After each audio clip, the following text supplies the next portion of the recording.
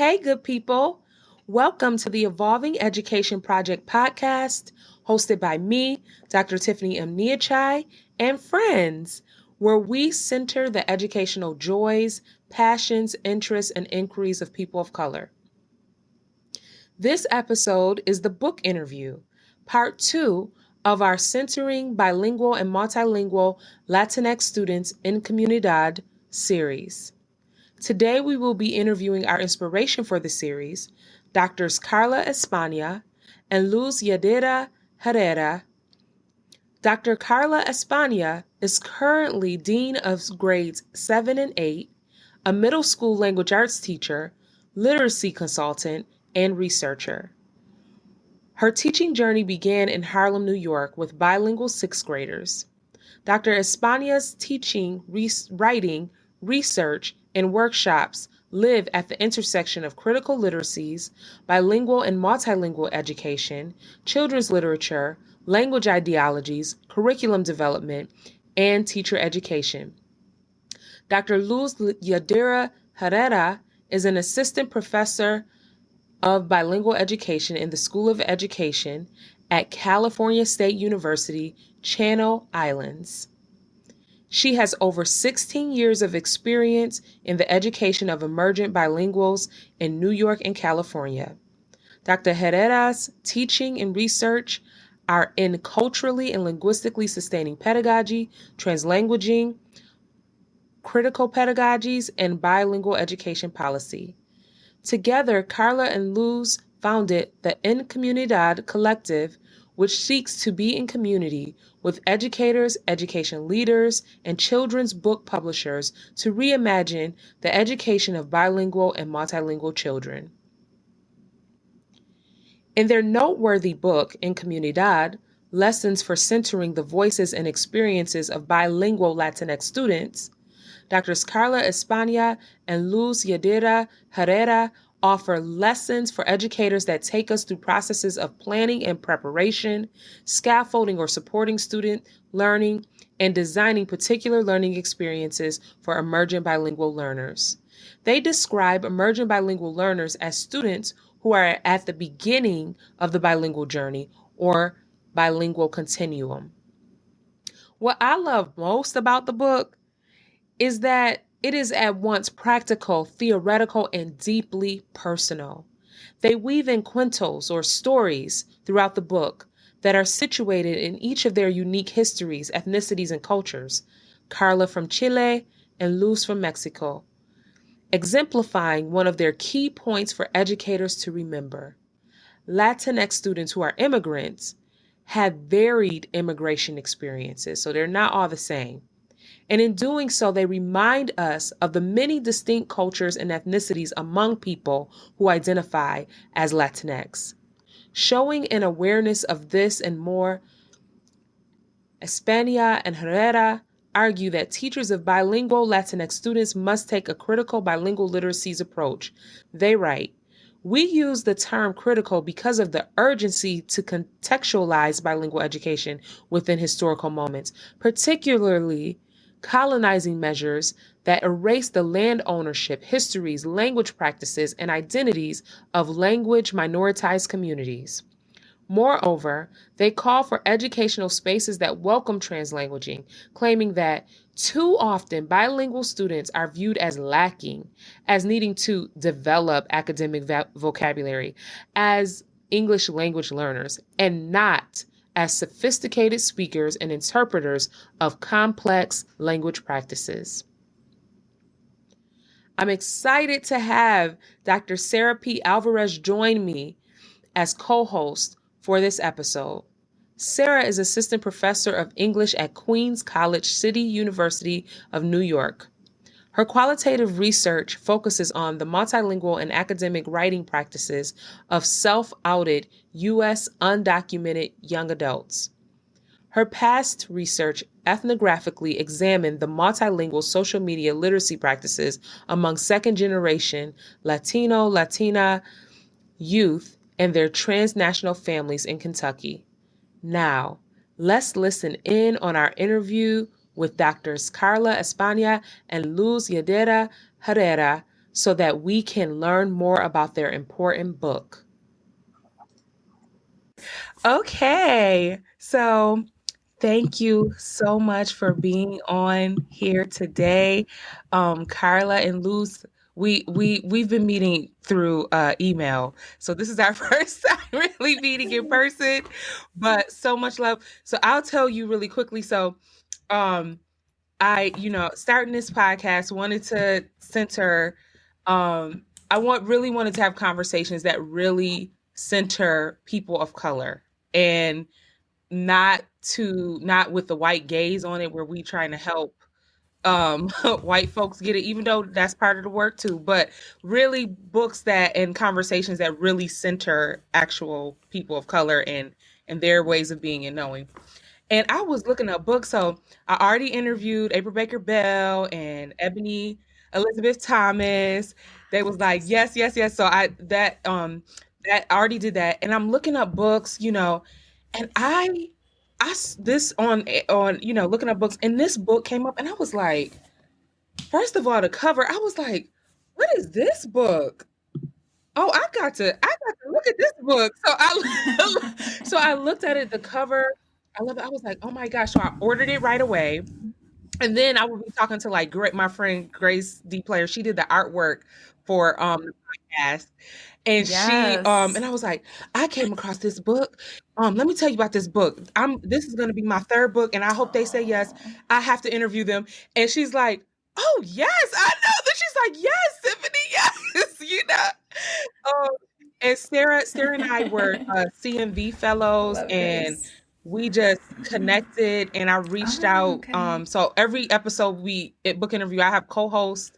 So that's why it's by Tiffany and friends, because we do it in community. Like, it's like a whole bunch of different co-hosts to have these conversations. And Sarah and I clicked as CMV fellows, and I think her mind is just so sharp. So I'm so honored that Sarah would do this with me. And everybody knows about you but me. So I was late to the party because everybody, I was like, I thought I was making like, look at this. They were like, Oh. yeah, they're dope. We know that. so, so I don't know, Sarah, if you wanted to say That's something so before we could funny. jump in.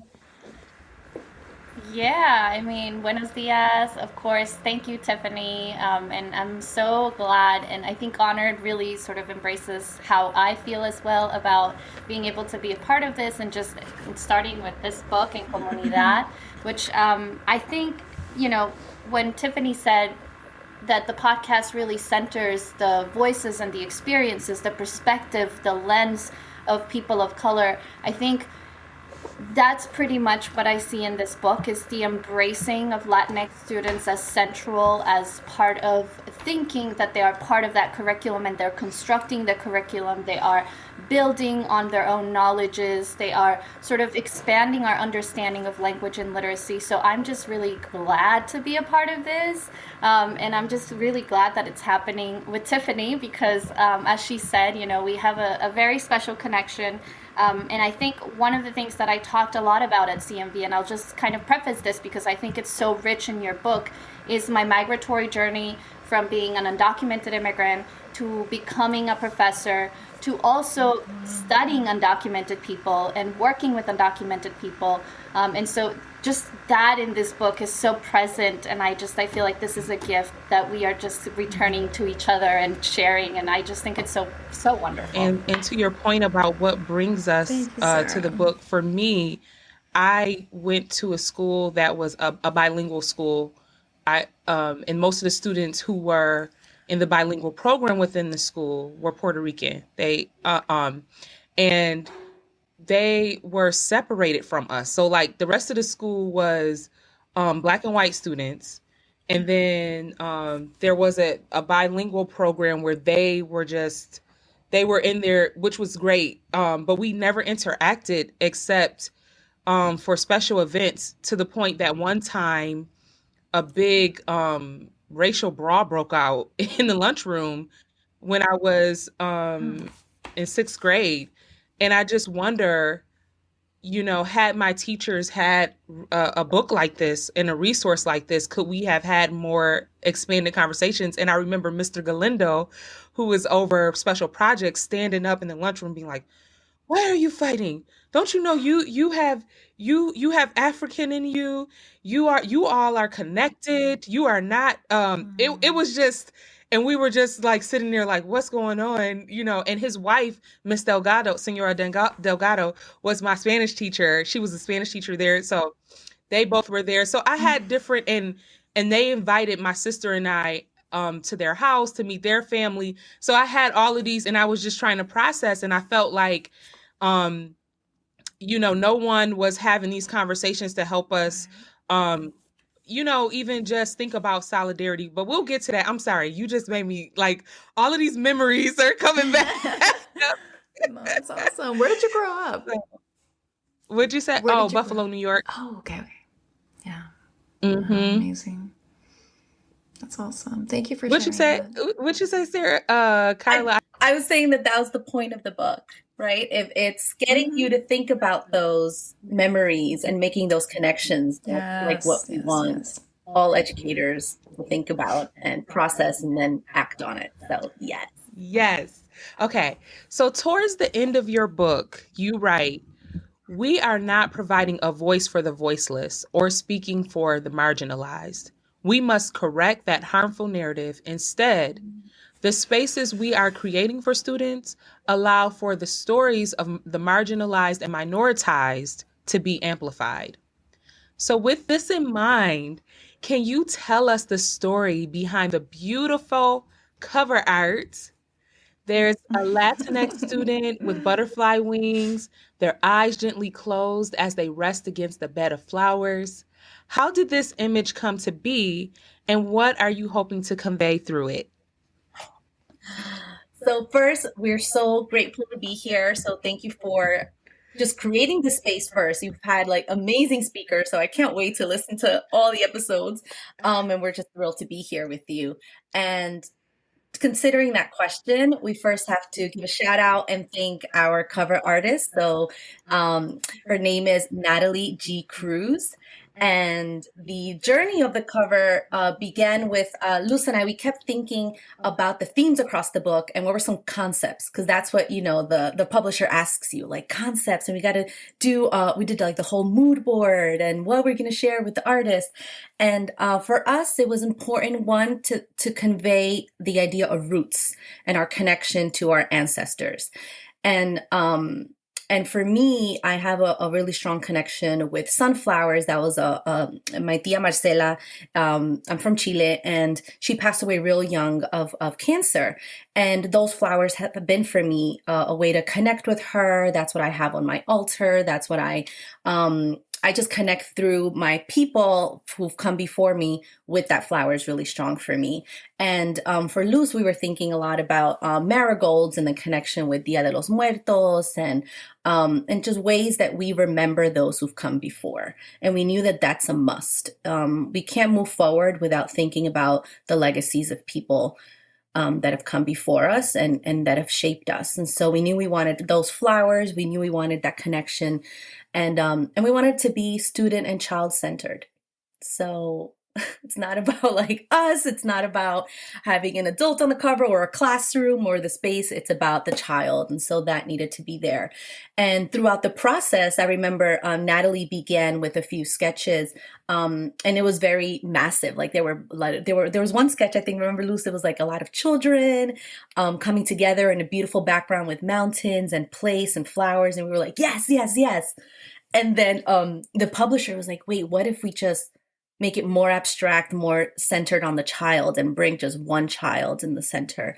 And then not forgetting that concept of movement and change and migration with the butterfly being represented there, which it's looked very different for different people, right? And Luz and I, we talk about that in chapter 1 about our own journeys, and also not assuming that that's everyone. All Latinx children have this, migration journey like ours, because even amongst ourselves, like it was different.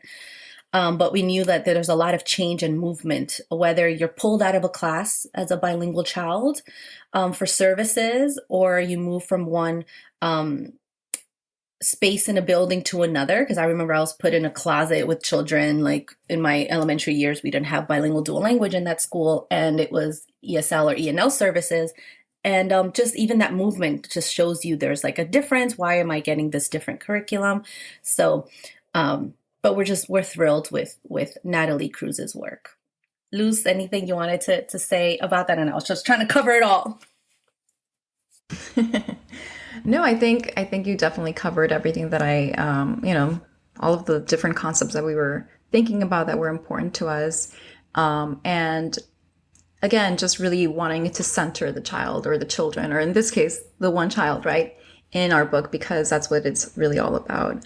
But thank you, Carla, for adding all of what you did. Thank you. Okay.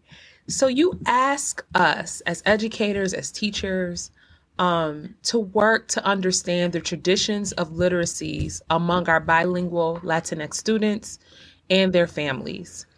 I was moved by your story, Luz, of how although your mother didn't have books for bedtime stories outside of her romance novels, okay, that's important. She had to read that, okay. She always told cuentos, and this warmed my heart because I think parents are looked down upon when they don't or are unable to engage in the literacy practices of white middle class parents with their children. However, as you show, your mother engaged in expansively rich literacies with you by sharing cuentos. Can you tell us why this is important for educators to consider? Yeah, absolutely. And, thinking about how I grew up and my mother being this cuentista, right? She told us all kinds of stories growing up, just folk tales, history, family histories, right? And all of those things are some things that stayed with me and are still present in my life. And these are the stories that I also pass on to my son. But in terms of why we think it's important, right? It's just important for educators to acknowledge just the multiple literacy practices that families engage with their children, right? To bring into the classroom all of these kinds of practices as we seek to really expand what counts as literacy. And as you mentioned, Tiffany, often parents don't feel like they have much to contribute, right? Because they're not able to engage in the literacy practices that are mostly valued in white monolingual spaces. And so exactly like everything that what we seek to do is just expand what we feel counts as literacy. And of course, this is growing. And just taking into consideration how all of these are important to the identities of our children. The cultural practices is entrenched in the cultural practices of the children. And so it's important to consider how all of that comes into play and how we can use that in the classroom, for students to tell stories, to share, and to just engage them. Just more generally. I also add on, I had so much fun writing about that with Luz and just going through our stories and both of our families, our moms are like the great storytellers. And so it was so fun to hear about that. And then, so we talk about the literacies we grew up with. And then we talked about what school was like for us. And that mismatch, right? And considering all the literacies that now the youth know, whether it's like how quick they are with creating TikTok, educational TikTok, right? Videos, and just thinking about the multimodal ways that they can share information. And I'm inspired. I'm so hopeful when I see that. And so we wanted to make sure that we provided space and examples for that in the book to say that this is a must because children already are engaging in all of this. And they're really sophisticated, challenging ways that will take us much longer to figure out. And so it's about listening and getting to know those and integrating them into the life of learning spaces. I feel so hopeful with the youth today. Honestly, I'm constantly impressed by their creativity. And we know the youth is at the forefront of just linguistic, breakthrough, right? And just creativity. And so we just have to listen to them. Honestly, they know what's going on. They know what's up. Super rich. I just have a comment before I jump into a question that I have for you all. But like I was thinking about Luz's telling of her mother and all these intersections of her literacies that she's passing down to her family. And I was thinking of Laura Esquivel's Like Water for Chocolate, como agua para chocolate. And it makes so much sense because it's such a merge of these rich genres, as Carla said, multimodality, but also like just understanding that stories have so much to offer our students. And the way in which your mother, kind of the telling of your mother telling you these stories, these cuentos, I think is such a rich way for educators to think about what it means to share a story, to situate a story, to give you that screenplay, right? To give you that idea, and then to historicize it in some way that is yours, but it's also larger than just yours. It's like a historical thing. So I was really moved by that, and I thought, oh, this is so powerful. So I'm going to now shift to thinking about teaching. So in your book, you claim that, quote, teaching approaches for bilingual or multilingual Latinx students that focus on strategies often fail to contextualize the students' experiences, close quotes. And so I was thinking if maybe you could tell us a little bit about what this contextualization might mean in light of the intersections of lived experience that your book is importantly bringing to light. So I'm thinking, for instance, intersections between migration journey, U.S. migratory status, language practice, and schooling experience, because these are very rich layers of students' lives. So I'll start sharing that for us, it meant going back to our own experiences as students who went through schooling here in the US. And so we thought about how I came with my mom, and we were undocumented when we came from Chile, and we were reunited with my dad, who had been here for a year. And we created family with friends that we made here, right? Our entire extended family, everybody was in Chile. And that meant a church. Church was like a place that was welcoming at that time. And that space was welcoming to a lot of Latinx immigrants in the community. And I began singing and translating, and then for years went to all these different kinds of churches. And I had this, like, for 4 or 5 years, I was going to a church in Washington Heights and with the Dominican pastor. And I was like constantly, Friday, Saturday, Sunday, you name it, whatever day we were there, translating for all the events.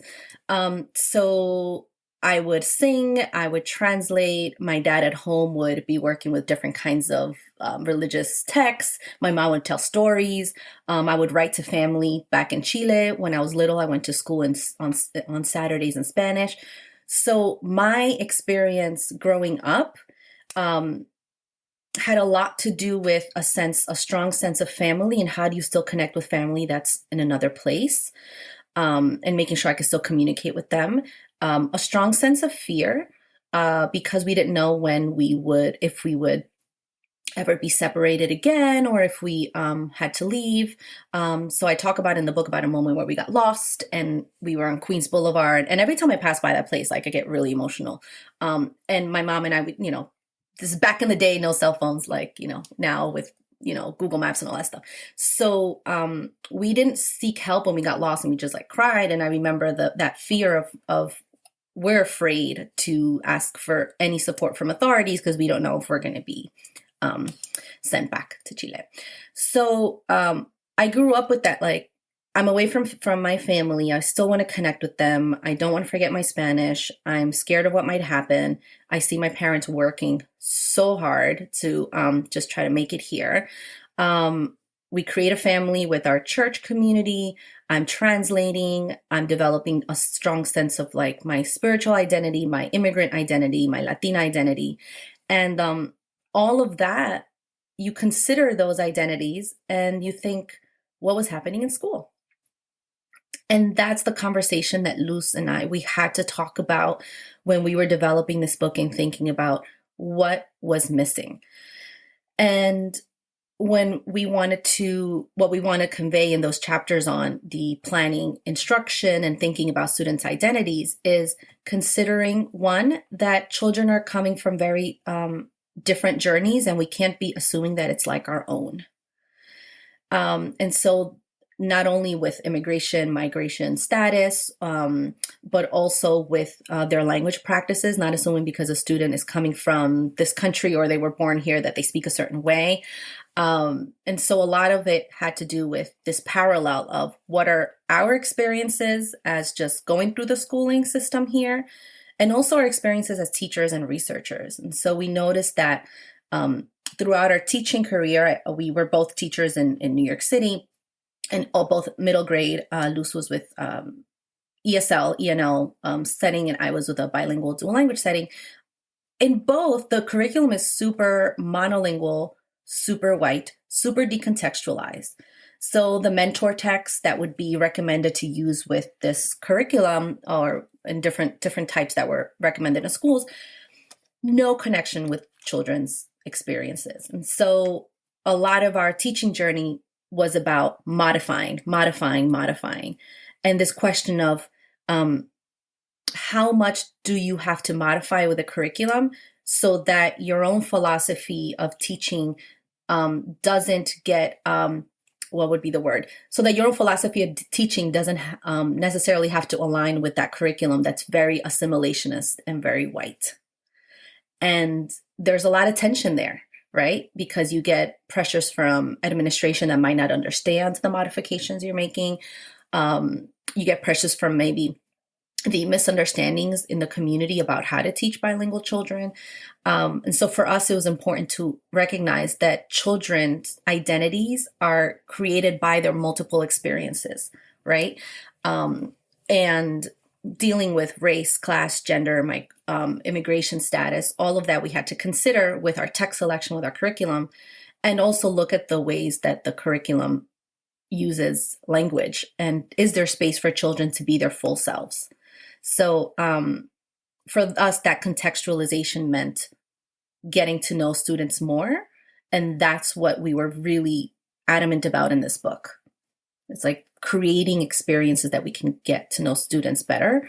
And in that getting to know students better, there's a lot of unpacking of our own assumptions about where they're coming from and how they exist, how they navigate the world, and how they use language. Oh my gosh, this is so rich. I am trying to process as I get ready to ask a question that kind of, I think it builds on this point.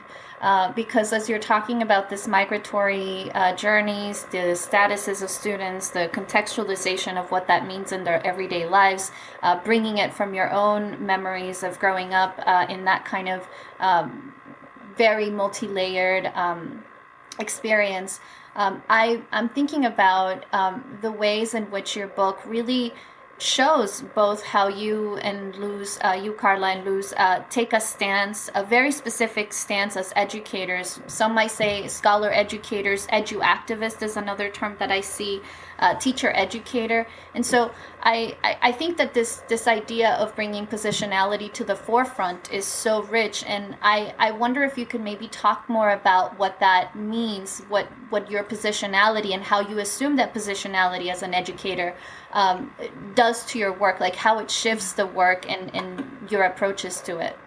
Yeah, absolutely. And I think it's well established that teaching can never be a neutral act, right? It is absolutely a political act. And I think we saw that more clearly in the last few years more than ever.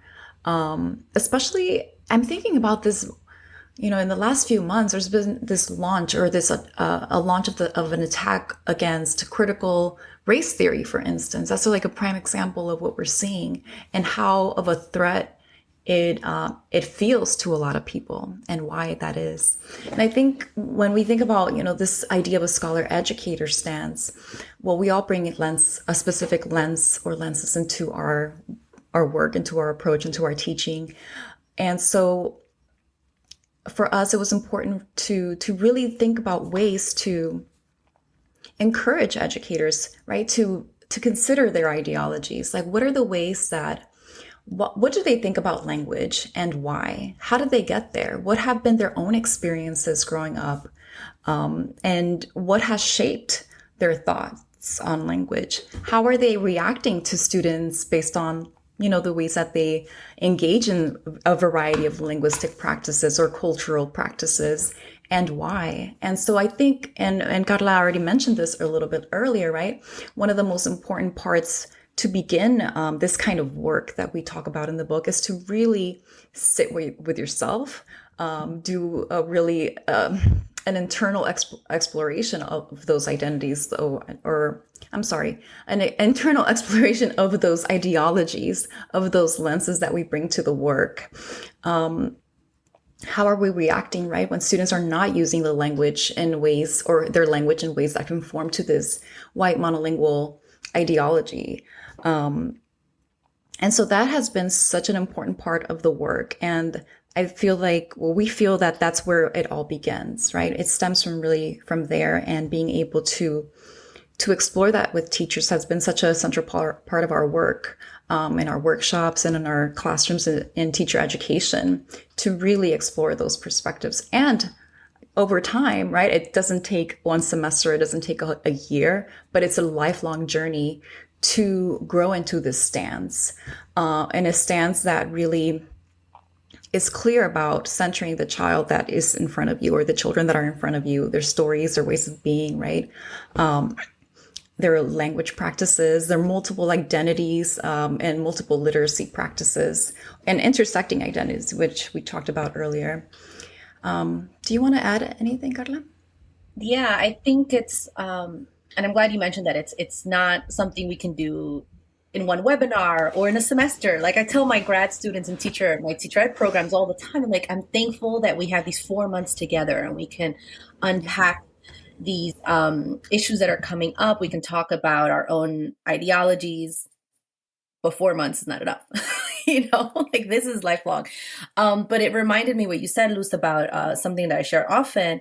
It's about developing that critical lens. And you always have that like that radar is on all the time. You're like, I'm listening for what's the narrative in this building? What's the narrative in this lesson? What do you really believe about children?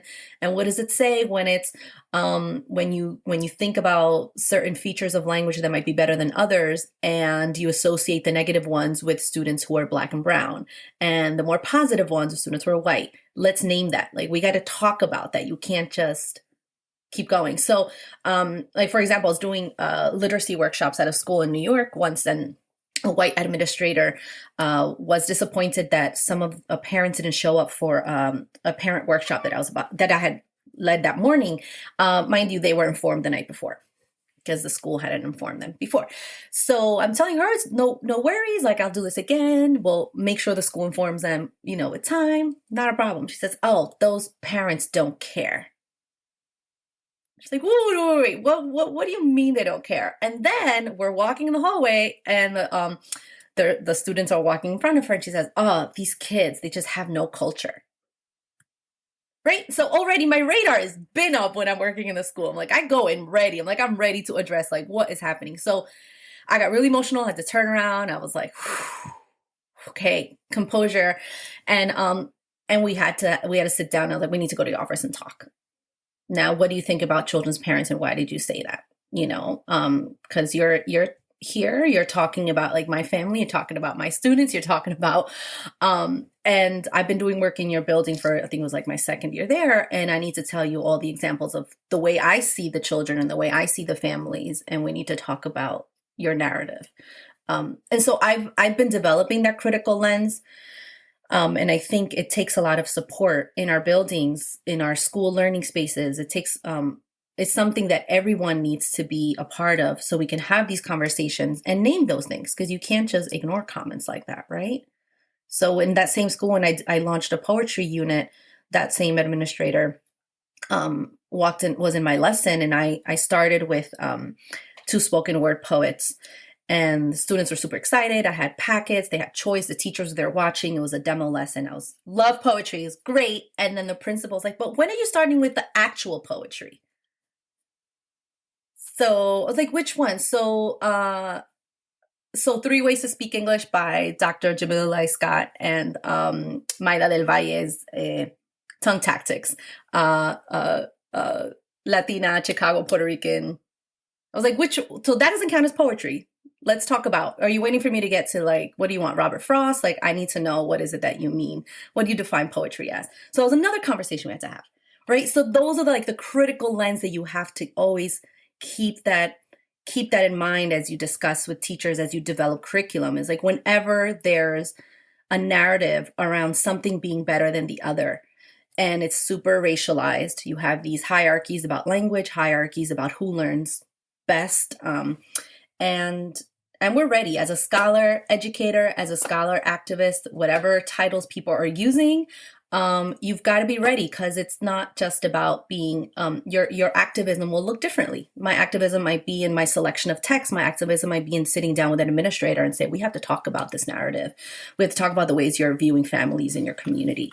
And so I'm super encouraged by teachers who are showing me that every day. Like, I talk to teachers who are just doing the thing in their own way, and we've got to support them. Yeah, absolutely. I mean, things as just as simple as the selection of text, that can tell you a lot about somebody's positionality, right? Or the text that you're not selecting or avoiding, or kind of afraid to bring into their classroom because they're too little, right? And I think I've seen all of these memes floating around. Well, if a 5-year-old is, if they're old enough to experience racism, they're probably, this other child is old enough to learn about it.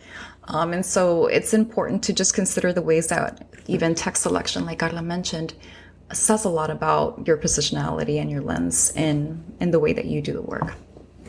That was a beautiful segue into this next question. We could not have planned it better, because yes, language ideologies, what we believe, and thinking about language ideologies, what we believe, text selection. So through a translanguaging approach, you call for teachers and educators to use bilingual texts that do not translate or italicize every Spanish word.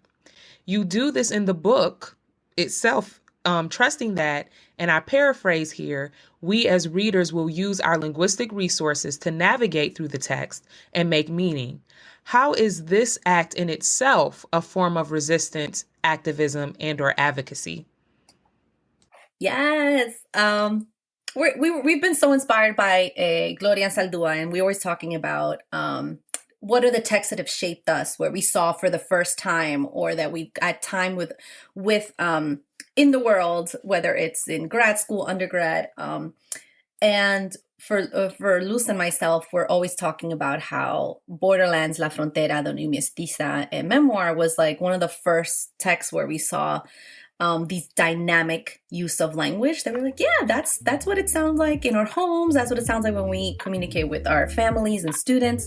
So for us, it was really important that when we wrote the book, that came across. And that was, I'm so glad you mentioned, Tiffany, because it came up as a conversation with our editor.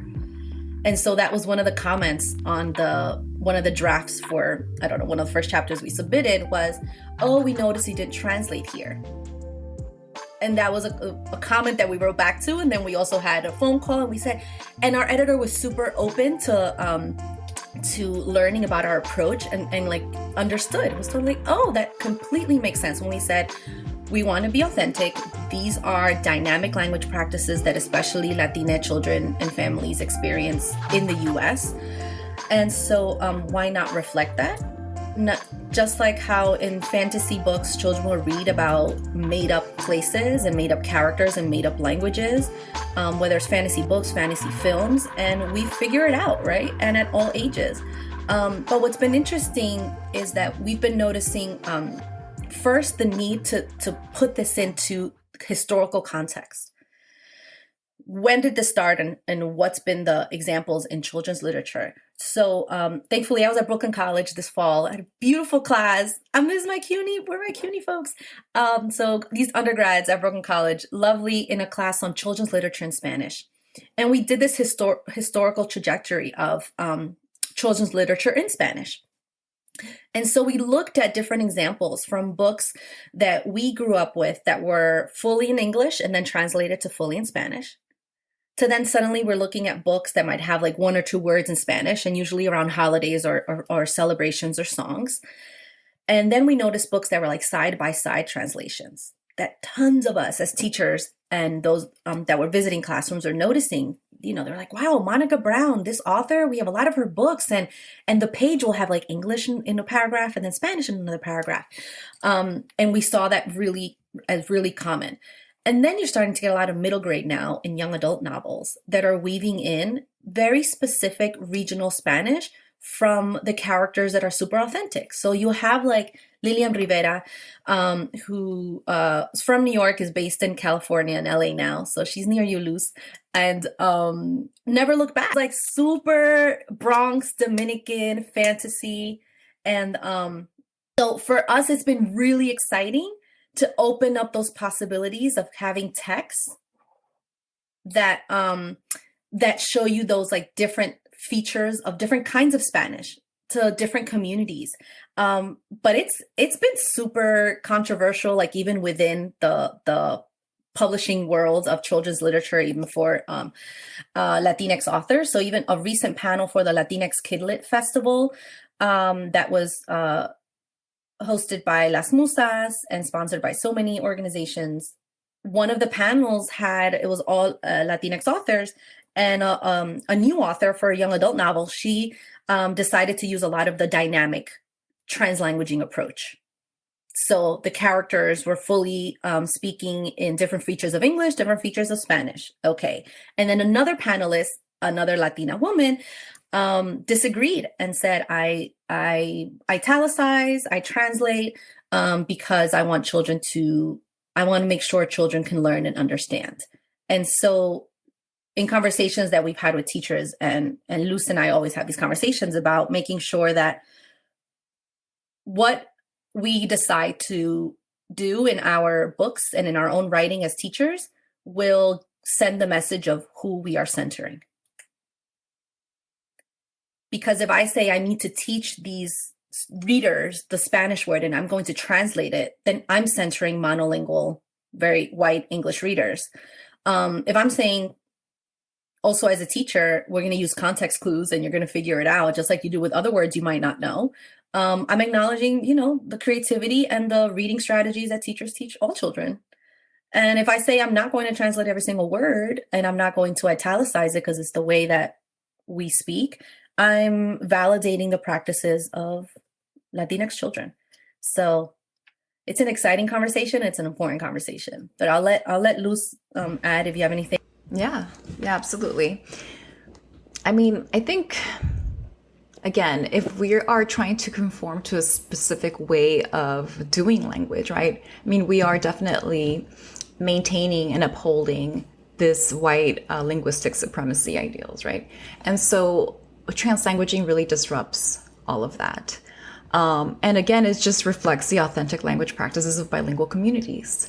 And we try to really model this in even our teacher education courses, where we are sure to create these spaces for our own student teachers or pre-service teachers so that they can see the ways that they are able to use their language fully, right? When they don't have to suppress certain features, when they don't have to abide by these very artificial boundaries that we're often imposing on ourselves, but also, society imposes on us.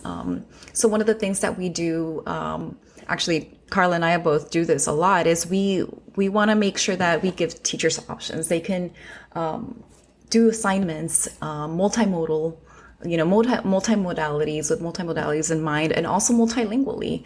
And sometimes we might not even understand everything, and that's okay. I think that's sometimes a little bit scary for teachers to kind of to let go of some of that control they're just kind of used to holding on to.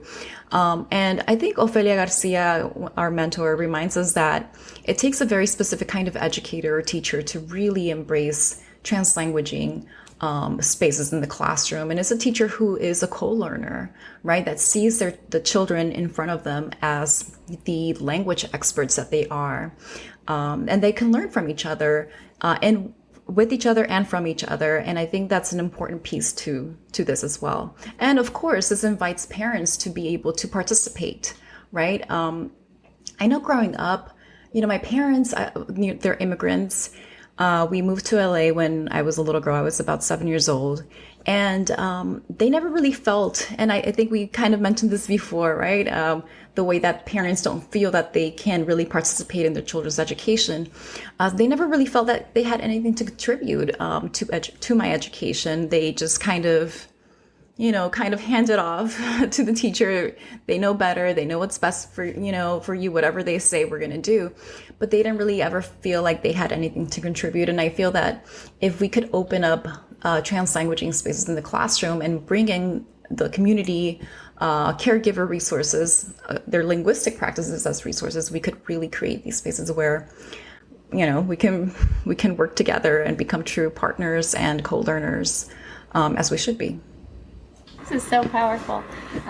Just as I was listening to you, Luz, I was kind of picturing this powerful moment of like having this wonderful book in Comunidad, like in a community space, right? So I just thinking back to like my work a long time ago at MASA, Mexican American Students Alliance, in the South Bronx, and just kind of having something like this where parents were actively being a part of their children's education. They were doing everything that they could to be a part of their lives.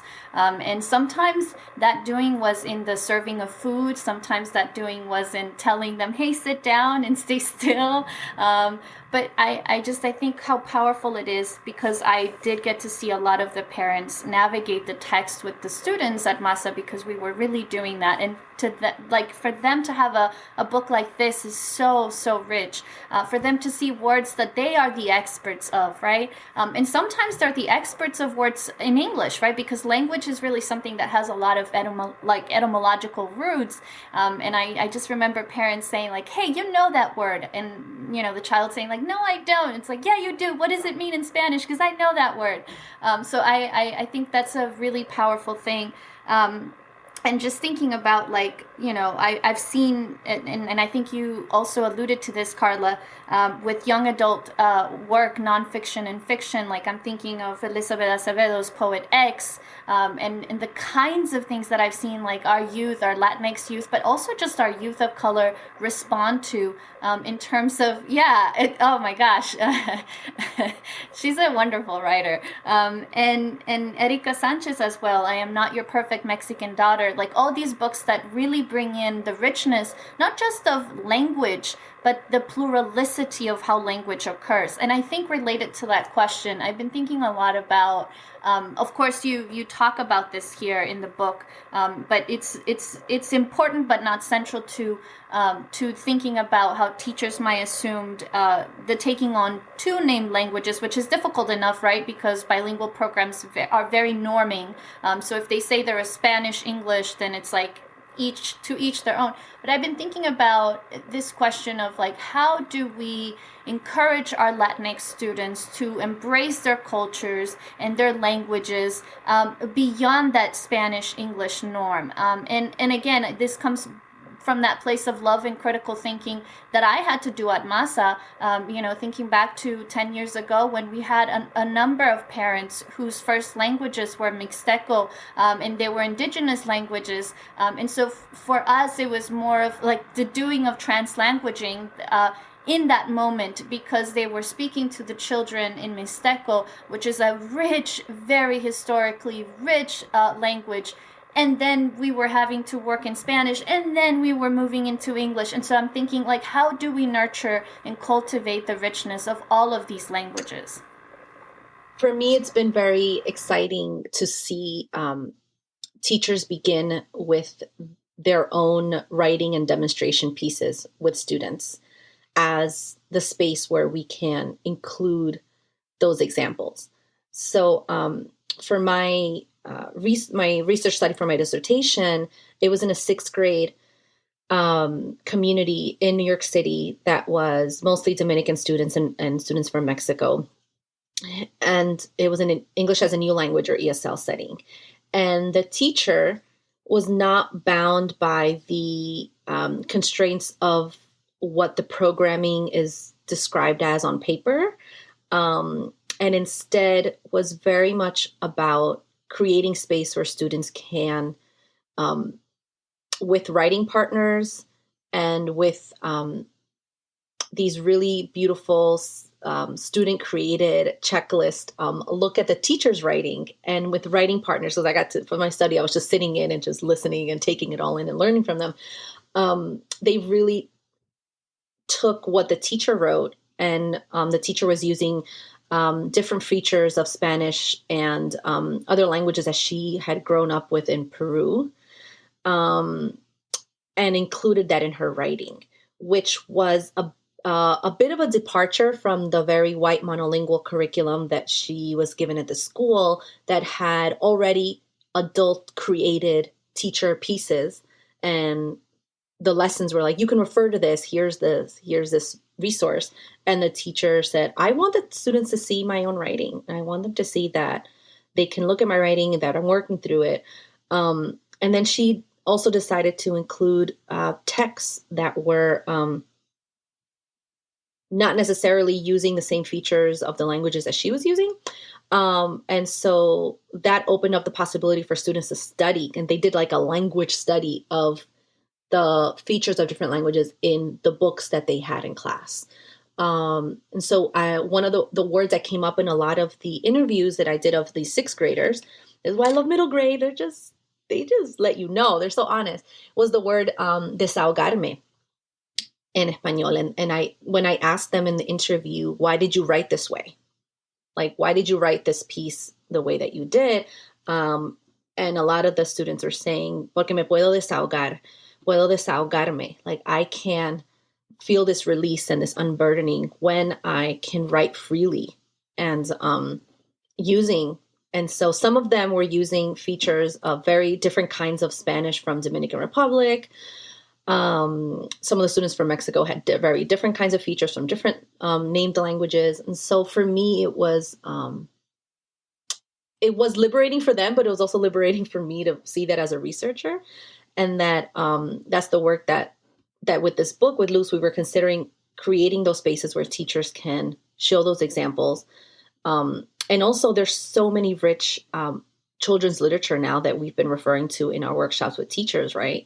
That'll open people up to seeing this dynamic use of language, not always with Spanish, English, but also like with Tracy Sorrell's We Are Grateful, and we're looking at the pronunciation of words in Cherokee. And so we go to the glossary on the publisher's site, and we're learning and we're listening and we're seeing like this dynamic use of language.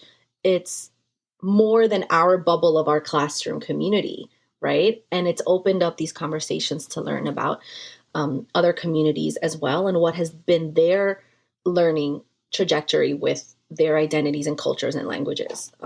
So especially with our Indigenous communities and talking about boarding schools and talking about language revitalization, that's been really beautiful work that teachers are doing now to bring that into their classrooms. Thank you. Thank you for adding that. And thank you, Sarah, for that question. It took me back to one of my first probably my first or second year when I started teaching. I started teaching in Harlem back in 2005. I think it was, 2005. And I remember being called down to the office one day, and they're like, oh, this little girl, she's 5, she just came from Mexico. Can you come down and talk to her? She doesn't understand anybody, or we can't communicate with her.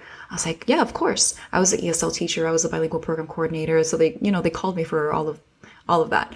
And so I come down and she's like, I'm talking to this 5-year-old kindergartner, and she's not understanding me. I was like, wait, where'd you say she was from?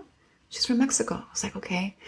And it was just like a moment where I woke up, honestly, because I hadn't really encountered that before. She spoke Mixteco. I don't speak Mixteco. And we have this tradition in Mexico of and all over the world, of just marginalizing, right, our indigenous population, our indigenous people. And when we think about Spanish, like, if we think critically about what Spanish is, right, it is the colonial language.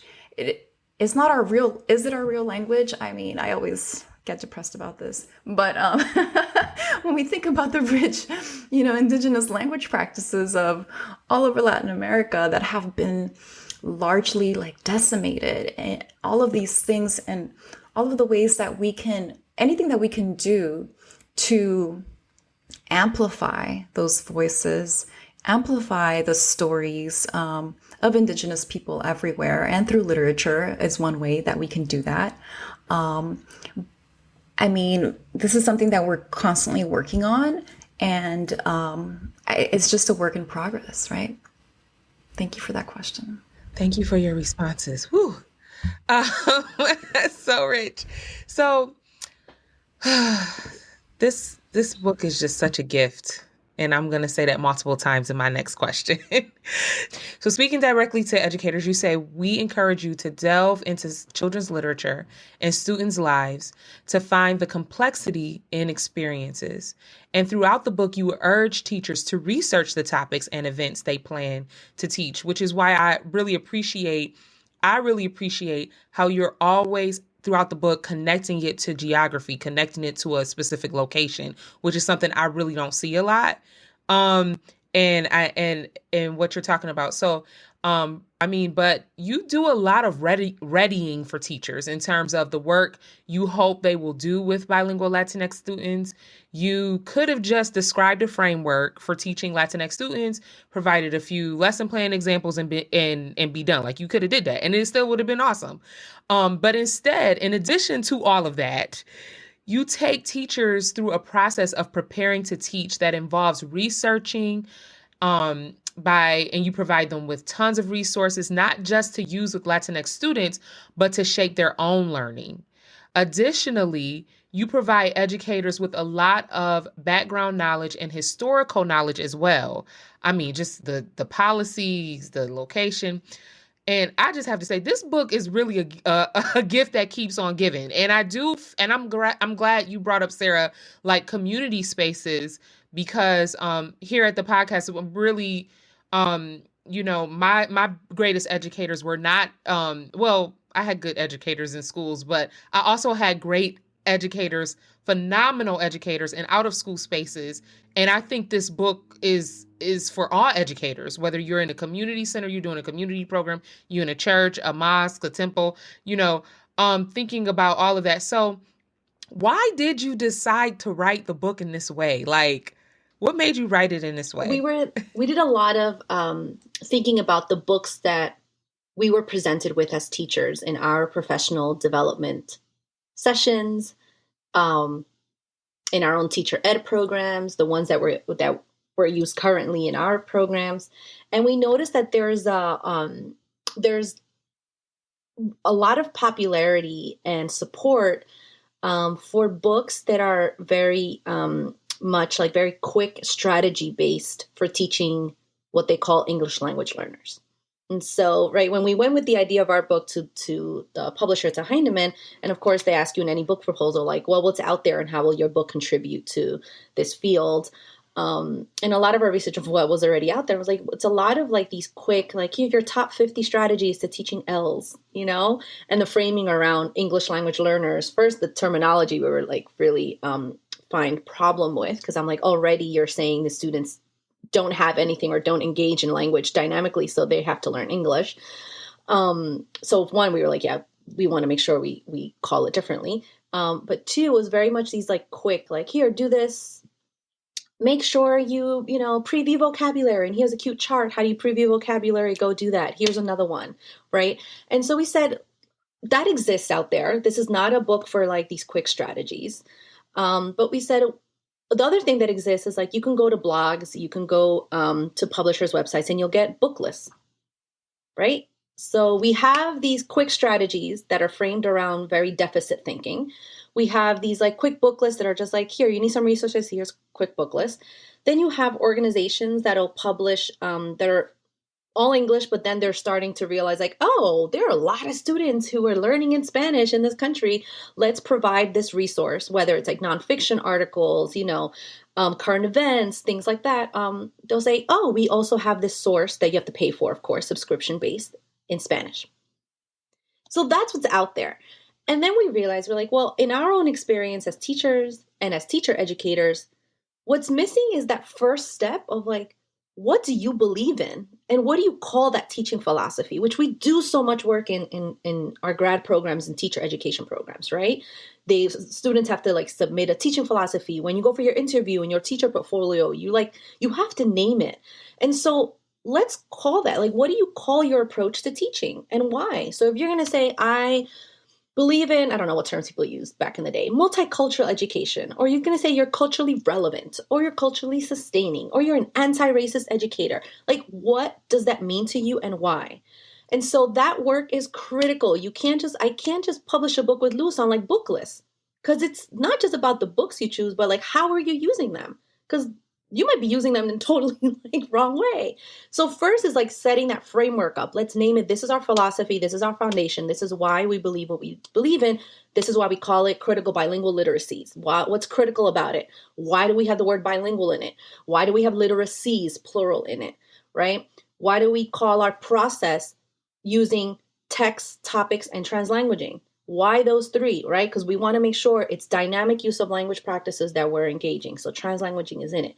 Topics, because we want to make sure we are connecting with students and they're culturally and linguistically sustaining topics. And these texts, we have to be intentional about our text use, right? So it's like we have the framework for planning. We give you like the process for planning. And then we're realizing that some of the resources that are out there cause a lot of harm, right? Whether I've sometimes been in like Twitter threads where I'm just like, this is completely ahistorical. Shows your anti-indigeneity. This is anti-Black. We cannot use this resource. Why does this exist? No. And so we wanted to make sure we amplified a lot of the authors that are doing beautiful work. And so we want to name those books. We want to show you lessons with those books, and then provide you with like a guide so that teachers can then create their own, right? So it's like, here's some examples, but you got this, like you can do this. So I got real excited about that, but that was really important for us because, we do a lot of PDs with teachers and we're like, what? And a lot of them are just like this, we need more curriculum support, So, yep. I don't know. I have nothing to tell you, Carla. You killed it right there.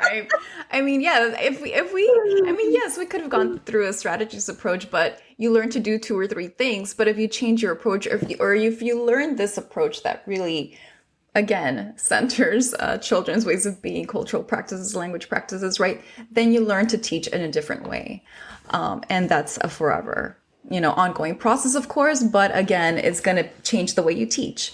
And so that was just centrally important to us. This is so interesting because as you both, Carla and Luz, talk about the intersections of Latinx students, right? Like not just the fact that we may speak Spanish, but we may also have these other languages, the dynamicity of our communities, that we are also Black, that we are also Asian, that we have all these intersections of indigeneity in our history, but also sometimes in our own genetic makeup. I'm thinking like, of how we do this work in community, in communities, like in actual community spaces, as Tiffany mentioned, like out of school settings that are called out of school settings, but really are non-traditional and perhaps more historically, culturally attuned spaces. I'm thinking of Valerie Kinlaw's work, because I think Harlem on Our Minds just sort of resonates with this. It speaks to that kind of work. And, and Tiffany mentioned April, and April Baker-Velt has been such an eye-opener for me to work with translingualism and translanguaging, because if we think about what it means to really think about the dynamicity of languages, it really is about that tension with what we think is language and what language does and how language happens, and how our students understand perfectly fine when someone is being read as non-smart, non-literate, how they're able to pick up on all these stereotypes that are put onto them. And I think, April's work really speaks to that. Like it's so interesting that when I want to get educators to start talking about translanguaging in our teacher education courses, April's work, it really resonates as an opening to thinking about what these positionalities and what these stereotypes to language are.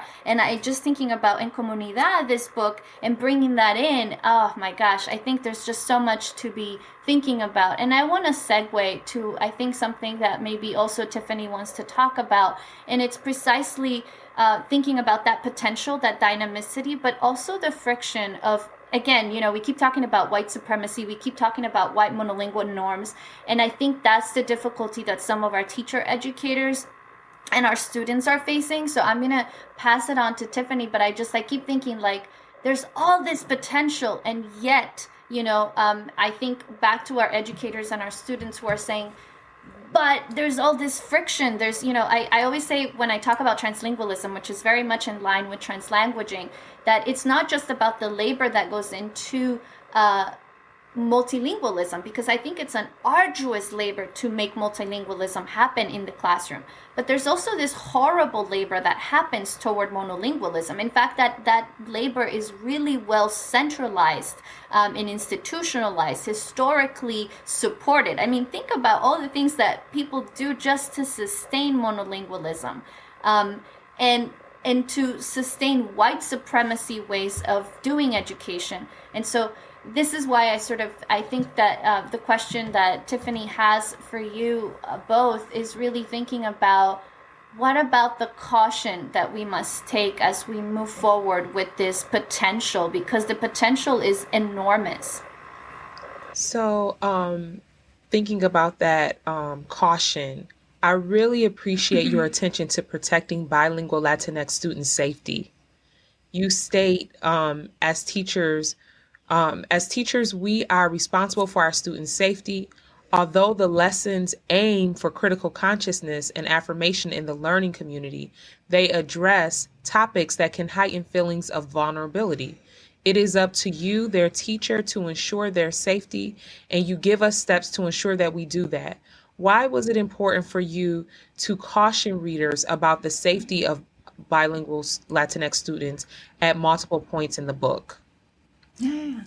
Yeah. So thank you. And thank you for that question. And, when we invite students, right, to show up as their full selves, we really have to be ready for what they might bring, right? Some potentially big emotions, as we mentioned in the book, some trauma.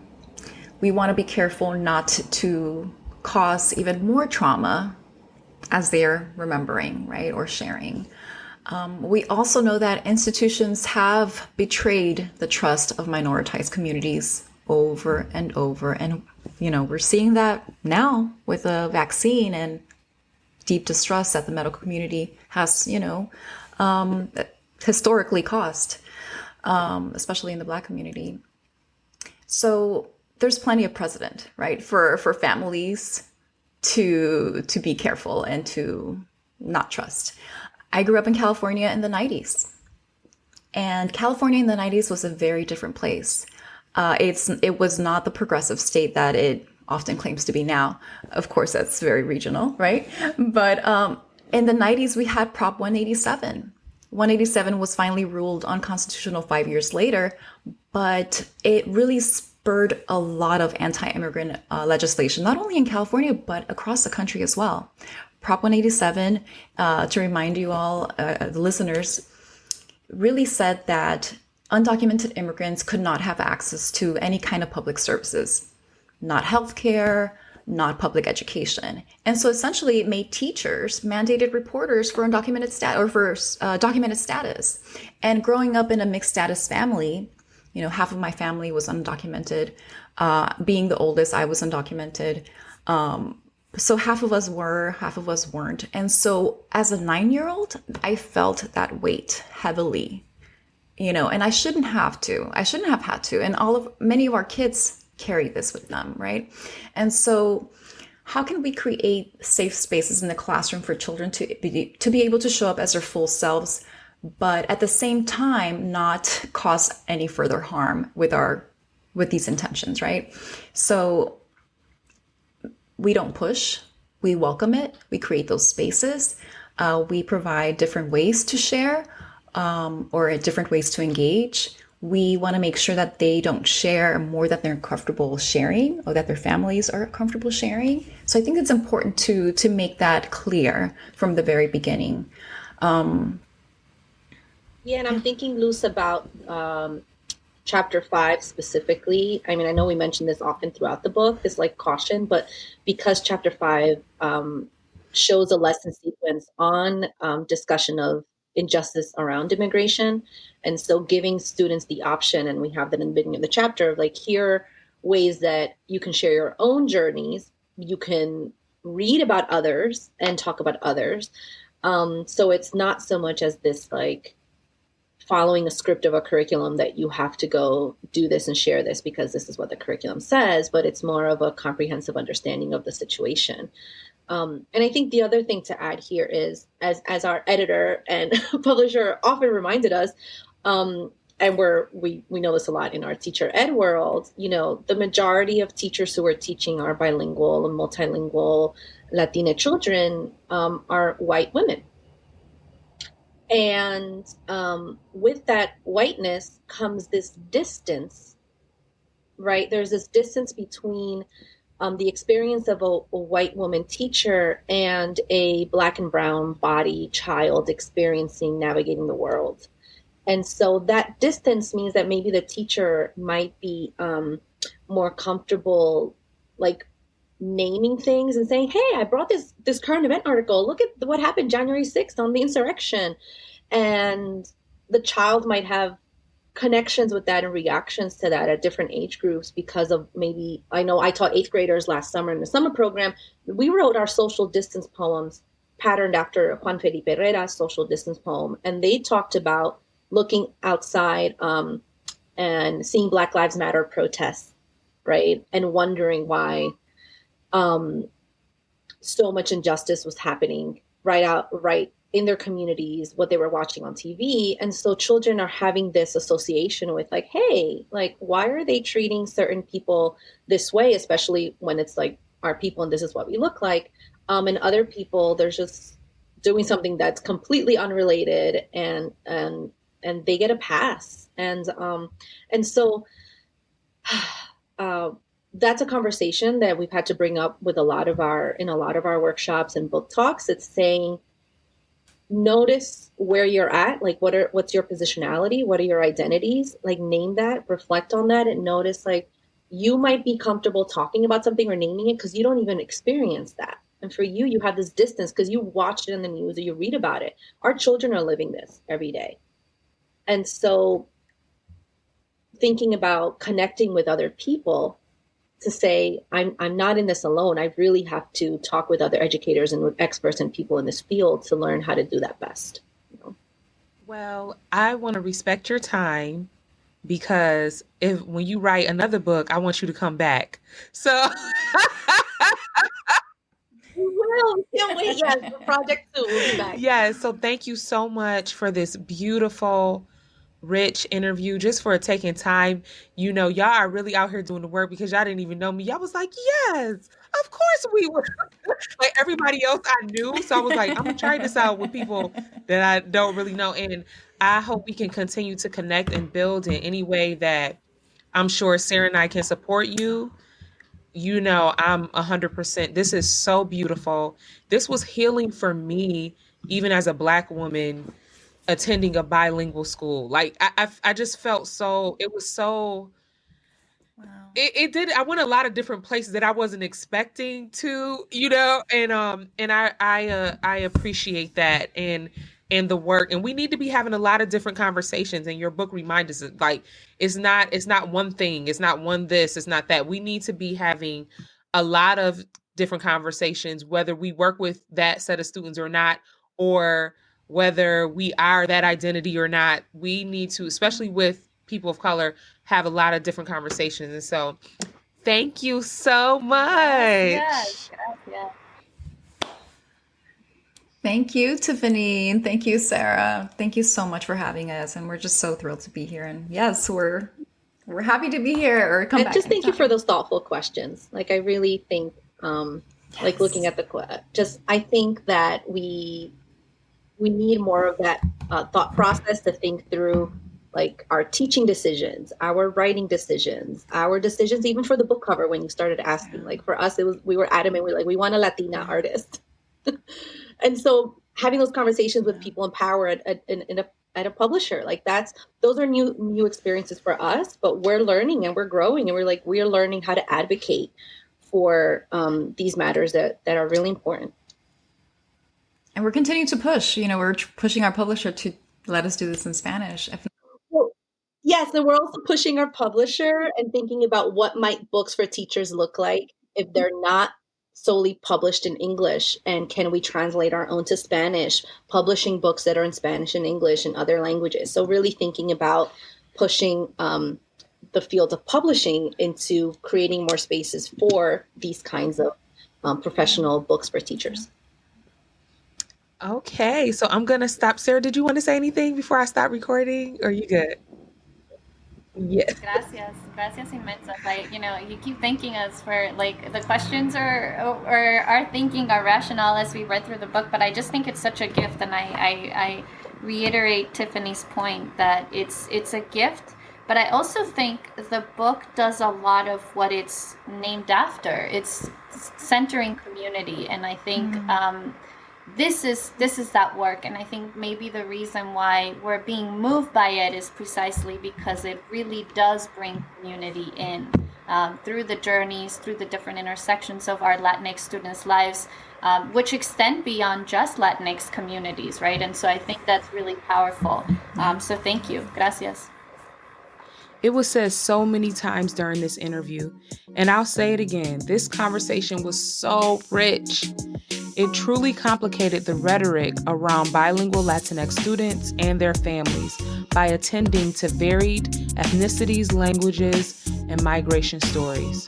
I hope it improves the educational experiences of bilingual and multilingual Latinx students while challenging problematic and racialized beliefs about language.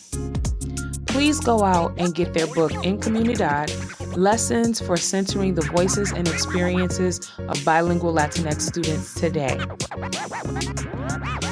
Thank you for listening to part 2 of our Centering Bilingual and Multilingual Latinx Students in Comunidad series.